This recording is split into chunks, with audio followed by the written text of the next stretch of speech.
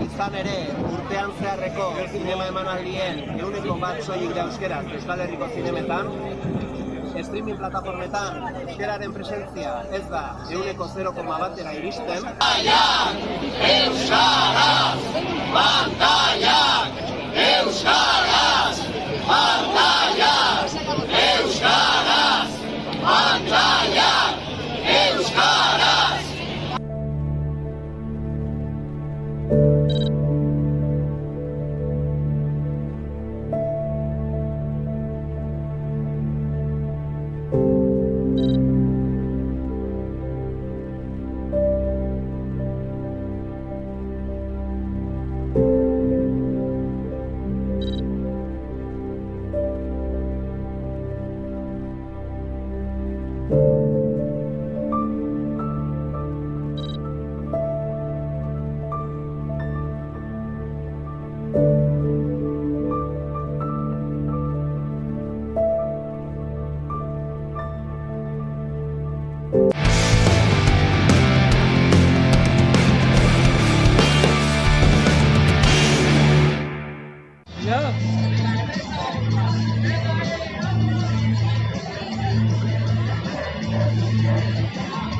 Euskal Pilota selekzioak nazioartean ofizialtasuna lortzeko behar duen laguntza eskaintzeko. Para eso, para el fútbol, españoles. Tenemos que ser españoles y para jugar a pelota sí podemos ser vascos. Bien. El resto, es que todo el resto es selección española, obligada por ley y obligada por sanciones a quien no desee participar en ella. Porque en nuestro país la reivindicación y la exigencia es tanto para unas modalidades deportivas como para otras. Es para todas. Desde Tutera a Baracaldo, y esta es una reivindicación muy sentida. En ese sentido, no esperen que les apoyemos con un voto positivo cuando una vez más se nos niega una reivindicación histórica y transversal en la ciudadanía vasca.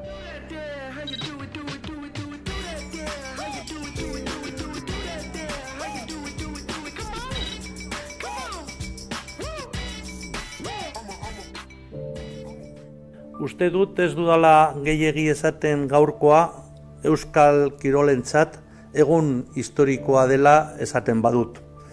Historikoa ere bada Euskal selekzioei nazioarteko lehiaketetan parte hartzeko eskubidea aitortu behar zaiela uste dugun milaka eta milaka euskaldun herritarrontzat.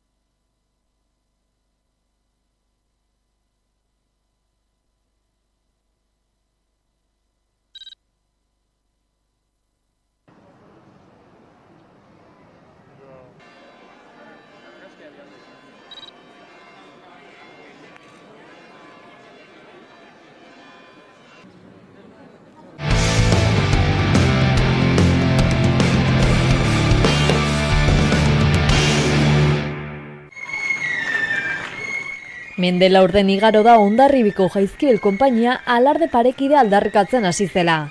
25 urte hauetan 100 lagun batu dira konpainia parekidera eta urte hurrena ospatu asmoz loratzen jaialdi egin dute iragan asteburuan. Egun osoko egitarauarekin Hondarribiar guztiak eta inguruko lagunak bildu dituzte Hondarribin.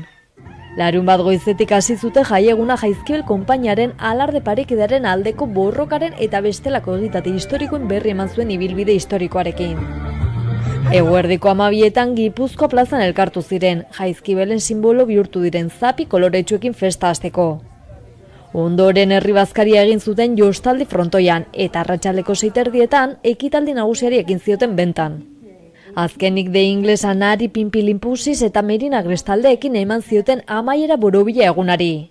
Jaizkibel konpainiak igarotako urteak eta gero taldearen freskotasuna, alaitasuna eta aurrera jarraitzeko grina nabarmendu zen asteburuan Hondarribin. Ane leku ona Jaizkibel konpainiako kide izan genuen iragan astean 11ko magazinean, eta adierazi zuen eman beharreko aurrera pauso asko daudela oraindik, baina loratzen jaialdiak berrindartzeko balioko zuela. Nola badugun orain larun batean alako jaialdia, bada ere bai forma bat indarrak hartzeko eta aurrera jarraitzeko, ez? Herriko udalaren eta instituzioen babes falta sumatzen dute eta 21. mendean oraindik dugun arazo honi aurre egiteko beharrezkoak direla gaineratu du leku honak. Eta nik uste hori dela arazo nagusienetako bat, ez?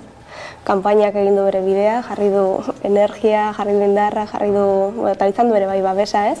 Baina instituzioena ez, eta azken finean hori da hau konpontzeko gakoetako bat. Bien bitartean Jaizkibel konpainiak lanean jarraituko du indartsu alarde parekide bakarra lortu arte.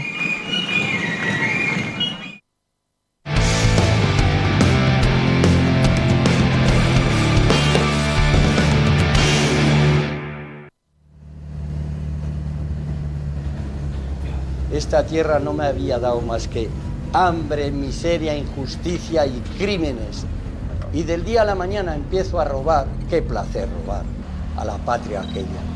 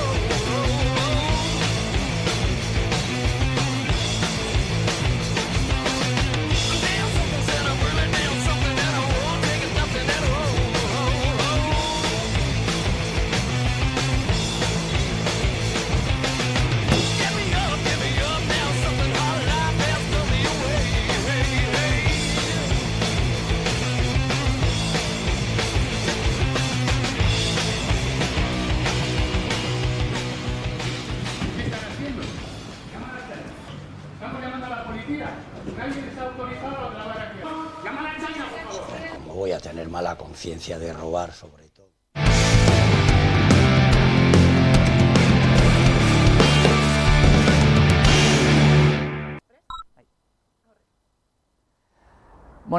D ereduaren auzia berriz ere lehen lerriora etorri da, Nafarroan, hainbat konturengatik, hainbat arazorengatik.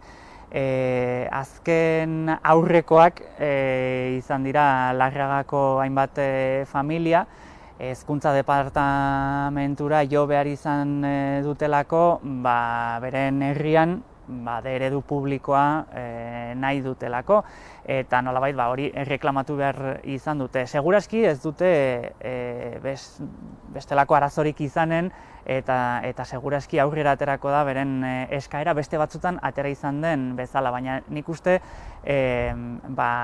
erroko arazoari begiratu beharko litzaiokeela. Ez bakarrik unean uneko arazo horri, alegia Larragan ez dagoela de eredu publikorik, baizik eta momentu hauetan de ereduan ikasi nahi dutenak eta seme-alabak de eredura eraman nahi dituzten gurasoek hezkuntza departamentura jo behar dutela eta erreklamatu egin behar dutela hori. Nolabaiteko militantzia puntu bat eskatzen du de eredu publikoan ikasteak, eremu ez euskalduntzat jotzen duten horretan, eta zergatik gertatzen da hori legeak bermatzen edo ustez bermatzen baldin badu eskubide hori, hezkuntza departamentuak eskola mapa jotzen du horren arrazoitzat edo aitzakia gisa erabiltzen du aurreko gobernuak ezarritako mapa bat da, eta bertan erreferentziazko ikastetxeak aurkitu ditzakegu. Hor daude ereduko erreferentziazko ikastetxeak. Aurreko gobernuak egin zuen hori nolabait errazteko eta eredua eremu ez euskaldunera zabaldu zutenean ikusi zutelako eskaintza sakabanatu egiten zela. Oso eskaera gutxi zeudela herri batzuetan, 2, 3 eta horrekin ez zela nahikoa ikasgela bat sortzeko, eta hortaz erreferentziazko ikastetxe batzuk sortu zituzten nolabait errazteko. Baina hala eta guztiz ere malgu jokatu zuten eta ikasgela batzuk zabaldu zituzten naiz eta gutxieneko langara ez iritsi. Gogoratu behar dugu, gaur egun gutxieneko langa hori 8 aurretan dagoela. 8 ikaslek eskatu behar dute ikasgela bat ereduan hori bermatu ahal izateko. Zer gertatu da gerora? PSN agintera iritsi zenetik, arau hori zorrotz betetzeko konpromiso hartu dute, eta orain ez dute halakorik ikusten, ez baldin badira 8 haur elkartzen, maila berekoak, eta alegia orain zorrotzago jokatzen du gobernuak lehen baino, eta hortaz hainbat herritan arazoak izan dituzte. Iaz Mendigorrian gertatu zen, kalean errebindikatu behar izan zuten beren eskubidea, eta presioaren ostean iaz lortu zuten herrian eredu publiko bat sortzea. Orain Larragan nolabait bide beretik doaz, ez dute gauza bera gertatzerik nahi, eta orduan denborarekin eskatu dute baimen hori, edo esan diete mapaldatzeko Larraga ere barruan sartzeko, baina hasieran esaten nuen bezala Errioko arazoari erreparatu behar diogu. Kontua ez da Mendigorrian edo Larragan gertatzen dena, baizik eta oro har zergatik dagoen sistema horrela antolatua, gurasoek, familiek eta oro har euskaltzaleek halako esfortzu gehigarri bat egin behar izan dezaten ereduan ikasteko edo ereduan bizi ahal izateko. Hortaz, Errioko arazoa hori da, zergatik eredu kolegio bat ireki ahal izateko baldintza batzuk eskatzen dira gainerako ereduei eskatzen ez zaizkienak, ez? Edozein herritan haur batek gaztelaniaz ikasteko ez du inolako arazorik izanen, ez zaio inongo trabarik jarriko, eta aldiz euskaraz ikasteko ikusten dugu halakoak gertatzen direla, ez? Duela gutxi Aguilarko des herrian ere beren kabuz mobilizatu behar izan zuten garraio zerbitzu bat, eskola garraio zerbitzu bat lortzeko, aurreak euskaraz eskolatu nahi zituztelako, eta Arabara eraman behar zituztelako hango kanpezuko ikastolan ikasi ahal izateko. Eta oraingoz Nafarroako gobernuaren erantzuna da nolabait araubideari, legeari oso ertsi heltzea eta esatea ezin duela besterik egin. Hori azkenean da euskarafobia intentsitate handikoa ala txikikoa, baina euskarafobia maskaratzeko bide bat, esatea legeak ez dizula uzten, ze jakin badakigu bestelako kasuak ere badaudela, eta egin izan direla halako salbuespenak, eta borondatea balego egin zitekela, baina hortik harago ere, agian ez genuke gobernu baten eskuzabaltasunaren zain egon behar, edo malgutasunaren zain egon behar, halakoak aldarrikatzeko. Eta finean hori da, adibidez, larun bat honetan, Tuteran hor dago plataformak deitu eta egin zen manifestazioan eskatu zutena.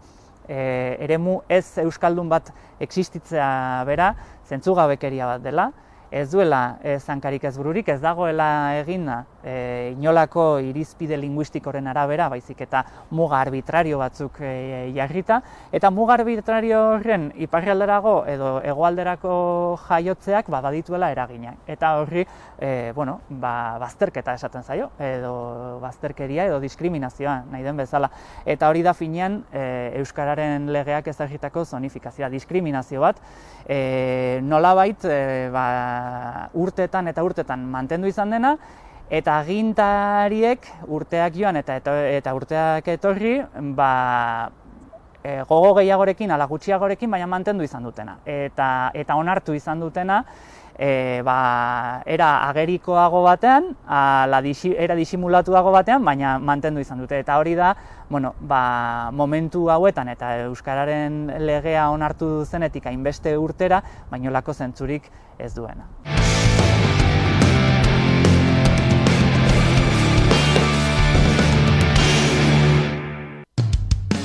Nafarroa osotik heldutako 1000 lagun baino gehiago bildu dira asteburuan Tuteran euskararen zonifikazioari hor dago egin nahian.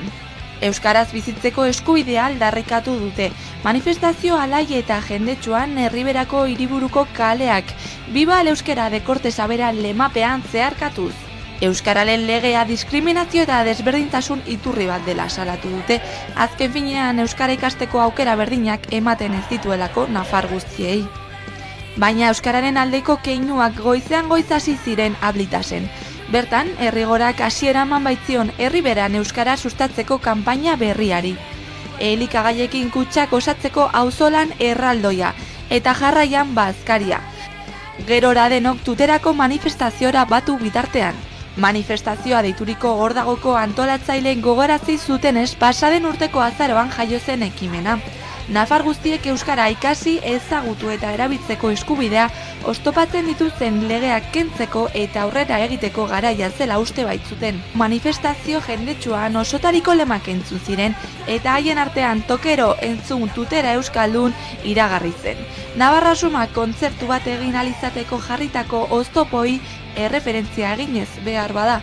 Horretaz gain hor dagok Erriberako PSN eta UPNren ohiko mantrei erreparatu egin ziren. Izan ere irakurketan argi utzena izan zuten ezin dela euskara alemana, ingelesa edo frantsesa bezain errespetagarria denik esan. 3 hizkuntza horiek ez bezala euskara Nafarroakoa delako. Nafarroa ezin daitekela euskara gabe ulertu, ez eta euskara gabe Nafarroa. Eta Tutera Nafarroa bada, euskara ere bere hizkuntza dela aldarrikatu zuten. Dianatik Gardera, pasando por Altsasu, Pamplona y Tutera.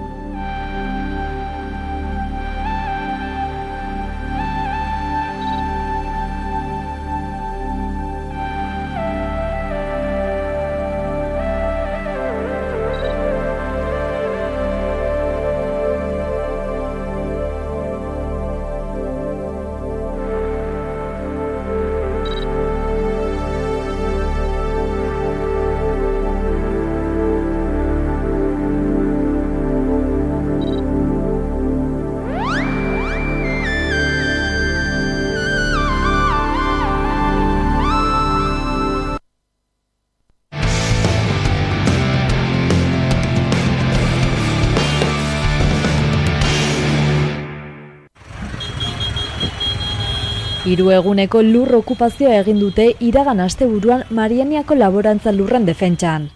100 lagun bildu dira kanbon asteburuan urte askotako borrokari eutsiz.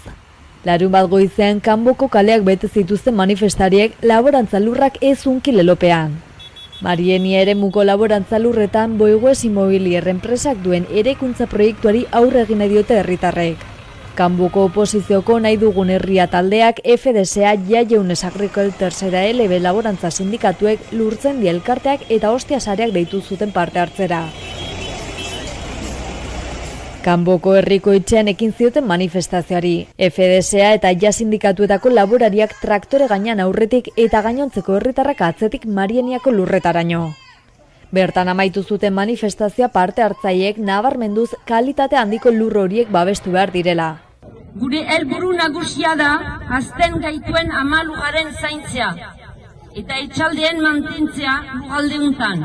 Marieniako lur biziki onak dira laborantzarako eta behin artifizializatu onduan betiko galduak izanen dira eta ez dira gehiago azkurri emaile izanen. Lurzaindi elkarteko bozeramaileak gaineratu zuen laborantzak beharrezko funtzioak betetzen dituela eta aktibitate ekonomikoa ere badela. Jatekoa ekoizten, paisaiak entretenitzen, bioaniztasuna zaintzen eta ere enpleguak sortzen. Sobera usu, ahazten da laborantza aktibitate ekonomiko bat dela ere. Kanboko Marieniako lurren defentsen jarduten duten eragileek ez dute amore emateko asmorik. 3 eguneko okupazioaren ostean dei egin diete herritarrei Boigues Immobilier enpresaren makinak iritsiko direnean horiek oztopatzera gerturatzeko Marieniako lurretara. Gaur-gaurkoz, Kadek Lurzaindiak eta nahi dugun herriak errekurtsoa abiatu dute Paueko auzitegi administratiboan, eta egin berri duten helegitaren emaitzaren erne daude.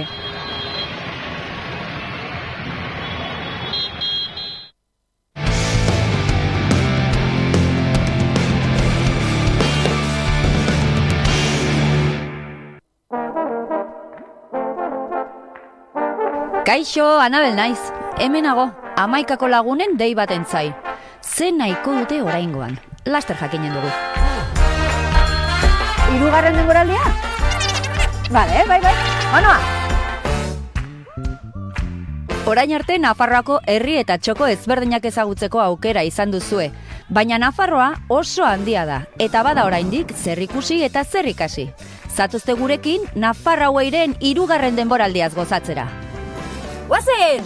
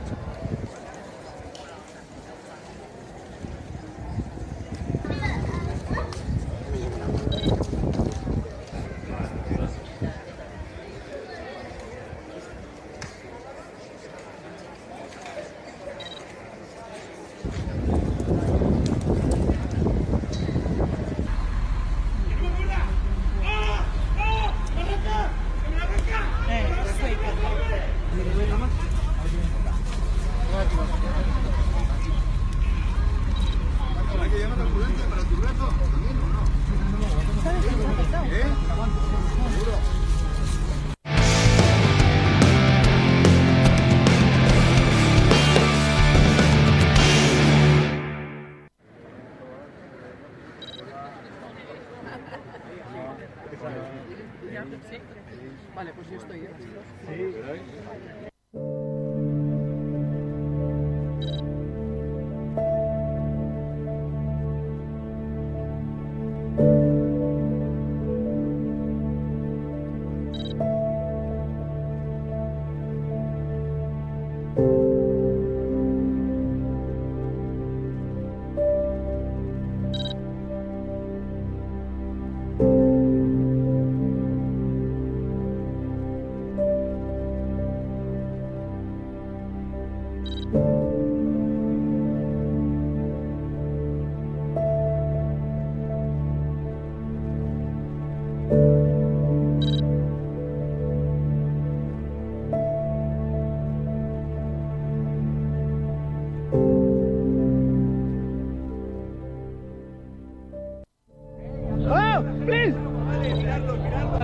Todavía no.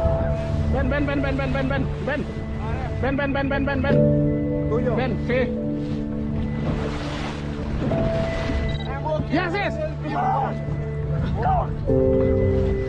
Help here. Okay. Hey. Allá.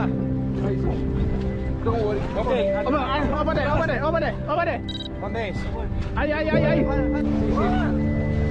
Cógelo. Vale. Joder, tío.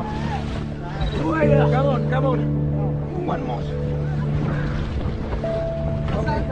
Vete a estos.